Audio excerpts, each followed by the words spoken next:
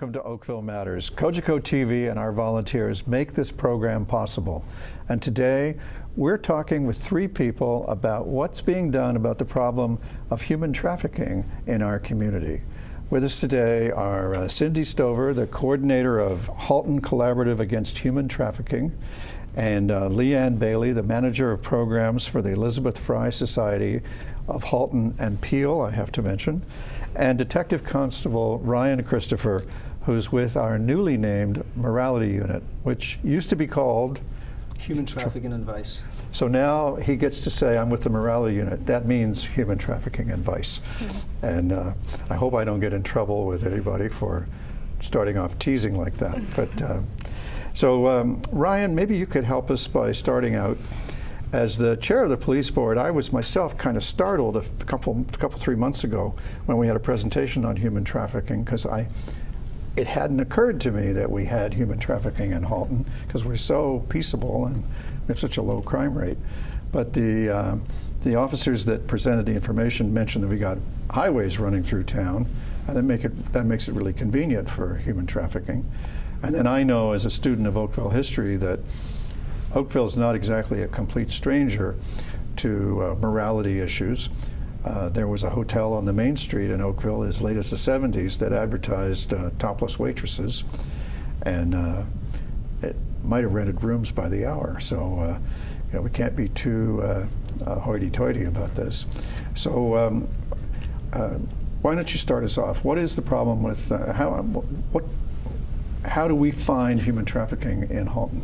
Well, first off, I think you're not alone in thinking that there wasn't a problem here, or maybe as much of a problem, but it is everywhere in this region, and this is no exception to it. You mentioned the 400 series highways, and the reason that's so prevalent is the hotels that are just off of the highway, and it's easy access for these people that are going to the hotels to purchase sex, essentially.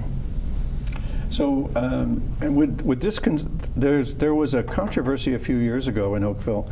There's like an adult club, not a hotel. We were all scandalized when we heard about it, because it was like some kind of, and it looked like a sex club, I guess. Right, so that's something I'm not familiar with. Maybe that was before my time in Halton region. Oh, good. Maybe you've chased it away. Maybe. So, Cindy, from your perspective, what led to the creation of the Halton Collaborative Against Human Trafficking? Obviously, it suggests to me that through Savis or someone else, a concern grew that needed an organized effort.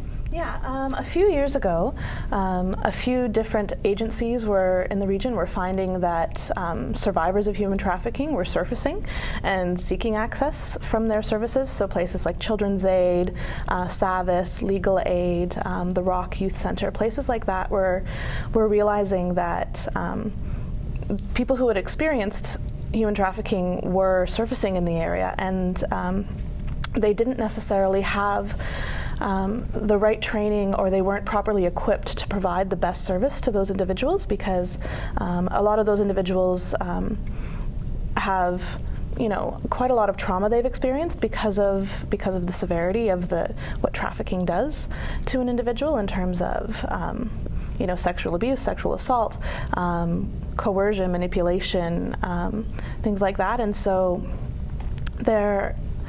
these agencies started to realize there needed to be a collaborative approach, and it started meeting together and trying to figure out how to address these issues and how to ensure that people in our region who had experienced human trafficking were able to be served the best way possible.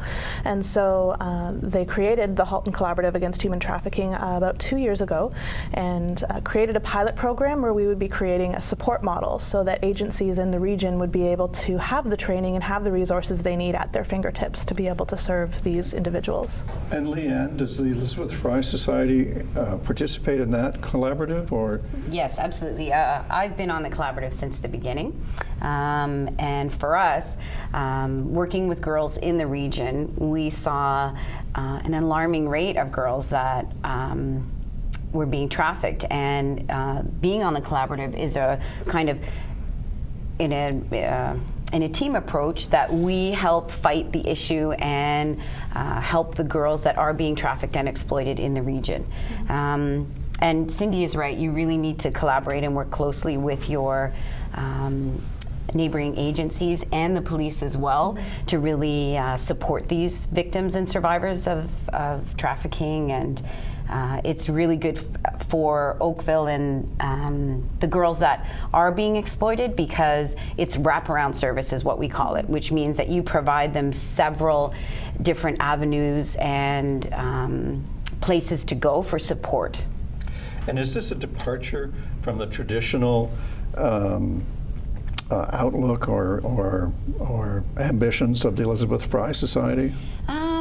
Yes, I would say it is. It's certainly, I always say it's changed the way that we do business. The Elizabeth Fry Society of Peel Halton, people may know us to help girls that are justice involved. We now know that we don't criminalize the young girls for being involved.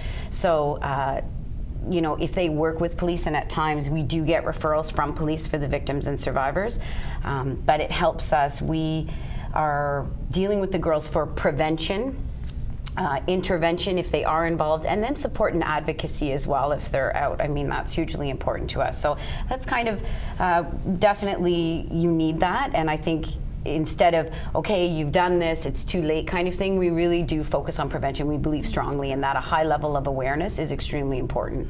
As chair of the police, I've been impressed out of my mind, actually, over the last 5 years by how the leadership of police across Canada have been telling us civilians that we've got to pay more attention to before, and that, you know, we're going to continue to have bad afters unless we start dealing with the befores.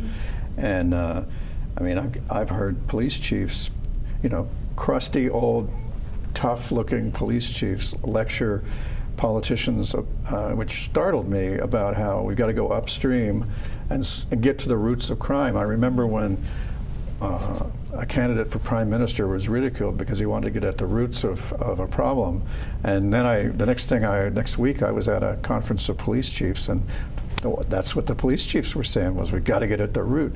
So Elizabeth Fry is welcome in that, I'm sure. I mean, we've all heard it. You can't work in silos with this issue, and Ryan can speak to that about maybe some of the work that we do together that helps these young girls. And any collaborative that you sit on, we recognize the need to change the way maybe we've done and learn from our mistakes and work together on this problem and get out of our silos and you know, kind of go forward. Yeah, there's a principle of, well, Sir Robert Peel, who was Prime Minister of Britain, left us the Peel principles of policing, and the piece I always fasten on is that a community can't be safer than it wants to be, and that unless the police and the community are cooperating together, nothing's going to work. So he said the community are the police and the police are the community. And I know that in Halton we live that. Ryan, give us some dimensions of this problem.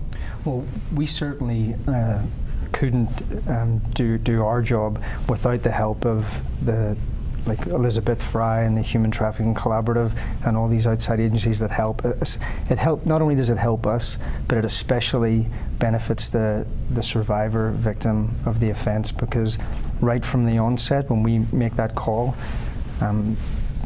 the like of Elizabeth Fry and other organisations really do rally around that victim. They get them all the support they need, and that helps for an easier transition into what we would say like normal life for these girls. And it's a favourable outcome in court as well, because it lessens the impact on them. Well, and Halton Police have a very, I think, a very good victim services unit, which I presume plays a role in this as well. Absolutely. But how much human trafficking what do you know about how much goes on, and how do you find out? The first thing what we would do, you mean for police to investigate it, or do you mean to just educate the viewers and other people that maybe don't know much about it? From us, from an investigative standpoint, there's of course we look at the websites and stuff like that and try and find possible. Because they must be advertising. That's right. Oh, That's yeah. right. That's right. So we would look on the websites and look for signs of exploitation, human trafficking, and that may be as simple as looking at one of the photographs on the ads and noticing maybe bruising on the arms where it looks like someone's grabbed them. It could be of a younger female. It could be of possibly a thing known as branding, where these pimps and traffickers will tattoo their names onto these young victims, and these are signs that we look for, or signs that maybe the likes of Leanne will see and call us, and then we'll take that collaborative approach and rescuing that victim. How many cases a year do we see?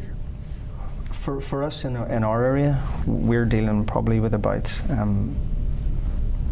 anywhere from 70 to 100 cases that we go out and actually deal with. Just last year, I think 14 actual cases that went to court and arrests made, charges laid. So just over one a month. So part of what you do is to help them escape if they want to, or what's the dividing line there? I know that's of course that's it. It's to get that victim, that survivor, away from that situation, and then second to that is of course arrest and charges laid. But our main issue is the girl's safety. So the arrest and charges, that's pimp oriented, not girl oriented. That's right. And is there any other form of human trafficking that we're concerned about in Halton? Or?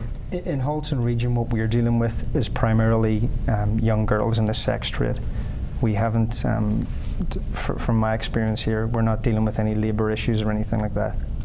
Because what Ryan's talking about, labour, is one of the things we heard that startled me was that there's human trafficking in construction workers because there's such a high demand for construction work. That's right. And well, and that's happened in surrounding areas, so we can't assume it's not happening here just because it hasn't been reported. Absolutely. There have been cases of it in Mississauga and in Hamilton and Toronto, so a lot of these things go underreported because the people who are being targeted are afraid of deportation or afraid of retribution. I do know that there have been a few cases that were reported to us of young girls working in as household servants in the Oakville area, and I don't know that I necessarily have permission from the agency who reported that to us to say who it was from, but I do know that that has been reported in Oakville in the last few years, and that was a case of young girls being brought in from other countries and being held as household servants. so it's another form of labor trafficking. Yeah. It's extraordinary. I mean, I feel like I'm naive. I'm 70 and I feel naive. The situation like that is something you're also going to explore the human smuggling angle, where it possibly started off as human smuggling, where it was voluntary. There was a deal struck between the person and the smuggler, for lack of a better word, and then when they arrive in Canada, that's when it turns to human trafficking, because all bets are off the table, and now they feel isolated, and that's when the human trafficking starts. Yeah, I could see how a person in difficulty in another country would fall for that, and then be probably pretty shocked when the symbolic leg irons clasped on. But so, what's our success rate in dealing with this? Not to put you on the spot or anything.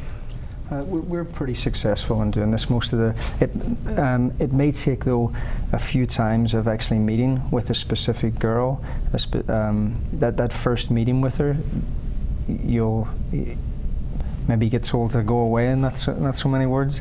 You just have to keep showing that you care for them, that you're going to be there for them, that anything you're telling them you can do, you can actually do that for them. And that could be where we're relying on victim services, victim quick response, Elizabeth Fry, where you can say, we will get you a place to stay, we will help you financially. For example, the tattoos, the branding, we can start to take care of things like that. We can get that removed. We have agencies that will help out with that stuff. And then you have to be able to back that up. And this is important to them because it's that trust. And that might take 3 or 4 times just meeting with them so that you can gain their trust. What draws girls into this? Well, that's a difficult question. the biggest vulnerabilities are if you're between the ages of 12 and 22, so adolescence, and the fact that you are a girl. So that puts you at the most risk, and we know that. So there are definitely vulnerabilities or checks that you can say that would make a girl more vulnerable to become involved. But we now know that there's not one mold for every, it knows no culture, no background, and that it's a domestic problem, meaning the girls live in the region, they're not brought in. I think that's a lot of the myth that we hear, is that, oh, that's happening here, and people just open their eyes wide and look at you. But yes, it is the girls in the region. You know, I guess an easy way would be, sometimes they're just looking for love and in kind of the wrong places. They can fall in love with their trafficker, and they see it as a relationship. They don't identify him or her as pimp. You know, it would be, that's my boyfriend, even though that he is trafficking her from hotel to hotel. That can be one thing. They're very frightened, and that's part of the issue we need to work with police, is because a 13-year-old girl can be terrified of police involvement and be afraid of the repercussions if she does cooperate with police. So at Elizabeth Fry, we try, and sometimes you like the relationship between them, you want her to trust you, and she you know, needs answers. Why should I trust you?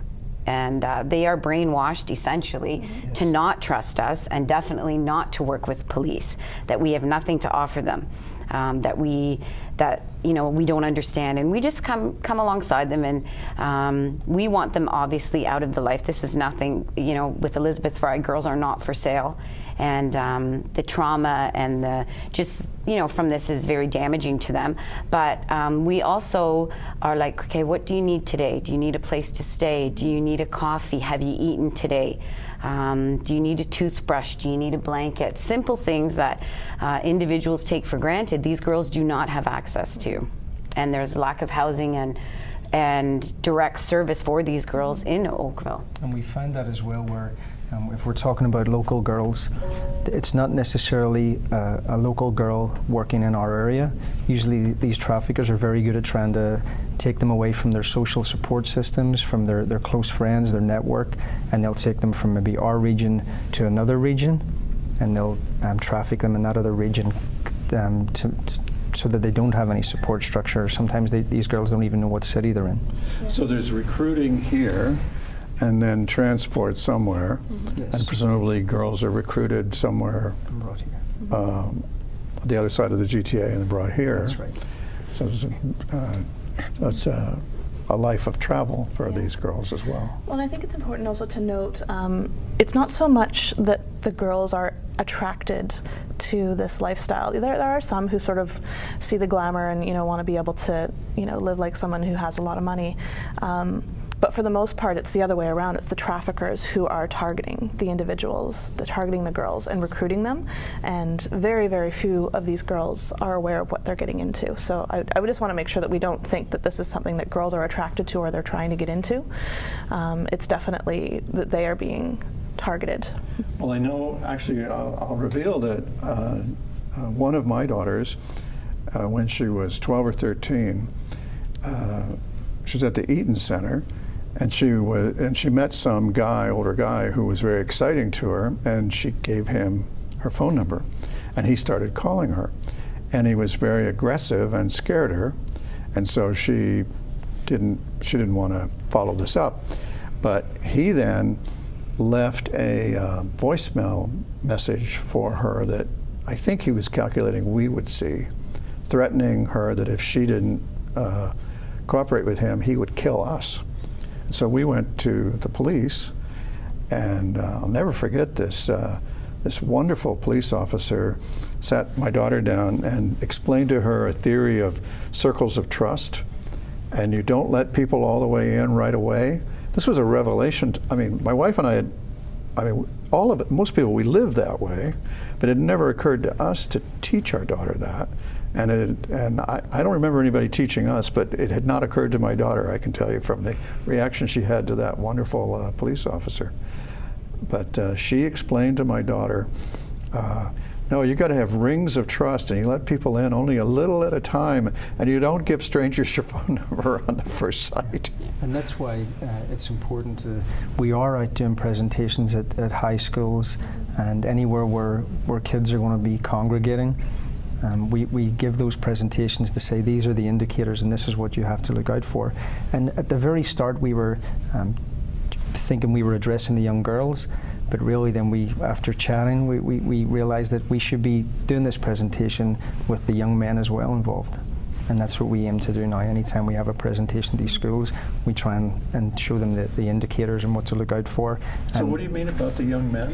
So Elizabeth Fry Society of Peel Halton, we do participate in presentations as well, but we actually have a group for young girls, empowering girls against exploitation, to teach them some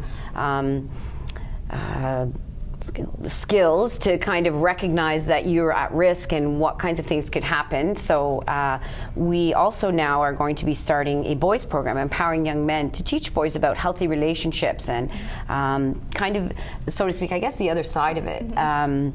Where we want young men in the region to know that this is not appropriate and this is not a way to think of young girls, and we don't want them to become involved in doing the exploiting or... So you're trying to get at the roots of the supply of pimps. Yeah. That's right. Wow. And I mean, we do the group in Halton at youth centers and various places, and you know, we would definitely, the schools are on our mark. We need some champions in the Halton District School Board to move that group. We do feel like everyone needs to be vaccinated. I mean, you talked about your own daughter, and that's a great example of, hey, maybe if she knew the skills, like that officer was wonderful in showing her the circles of trust that maybe we assume our youth know so much because of the internet and social media. And like you said, like I didn't think to teach you because we assume they know. And you also have kids that don't really have a great circle of trust there. They don't have family breakdown, and other things can make them more vulnerable to human trafficking and exploitation. And that's part of what we do on the collaborative, is really be able to reach out and recognize those vulnerabilities so we can ensure that we're giving them that education and that awareness that they need. So I wonder if we should teach the parents too. Yeah, absolutely. And we're doing that maybe even indirectly with the teachers as well, and then the students will also go home and tell their parents, right? We need instead of a song about the circle of life, we need a song about the circles of trust. Yeah, that's right. Yeah. If you're a musician out there and you hear us, there's a creative need for you there. Could be a hit. So where do we go from here? Well, with the collaborative, we've been working together for a few years now, and it's been a really great experience in learning from all of these different agencies who either currently are serving survivors or have the potential to, and learning from their expertise and really bringing all of that knowledge together to create this client-centered support model that we're really hoping the region of Halton within service providers are going to be adopting.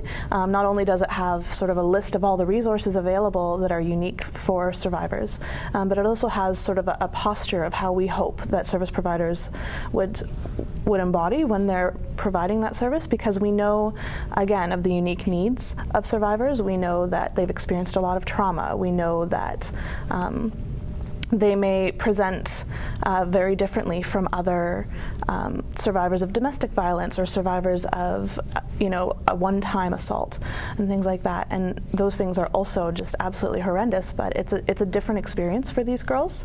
And I think you can speak more to that. Yeah, definitely. I mean, we need, we use a trauma-informed approach.